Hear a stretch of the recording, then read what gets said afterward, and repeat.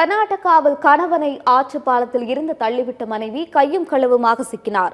கர்நாடகாவின் யாத்கீர் மாவட்டத்தில் உள்ள குர்ஜாபூர் பாலம் அருகே கணவன் மனைவி செல்ஃபி எடுத்துள்ளனர். அப்போது அந்த பெண் தனது கணவனை திடீரென ஆற்று தண்ணீரில் தள்ளிவிட்டுள்ளார். தண்ணீரில் கணவன் அடித்துச் செல்லப்பட்ட நிலையில் திடீரென கணவன் ஒரு பாறையை பிடித்துக் கொண்டு அபாய குரல் எழுப்பியுள்ளார். சத்தம் கேட்டு வந்த அக்கம் பக்கத்தினர் கணவனை கயிறு மூலம் காப்பாற்றினர். மேலே வந்த கணவன் தனது மனைவி தன்னை தள்ளிவிட்டு கொலை செய்ய முயற்சித்ததாக குற்றம் சாட்டினார். ஆனால் அவரது மனைவி குற்றச்சாட்டுகளை மறுத்து வரும் நிலையில் இதுகுறித்து போலீசார் வழக்கு பதிவு செய்து தீவிர விசாரணை மேற்கொண்டு வருகின்றனர்.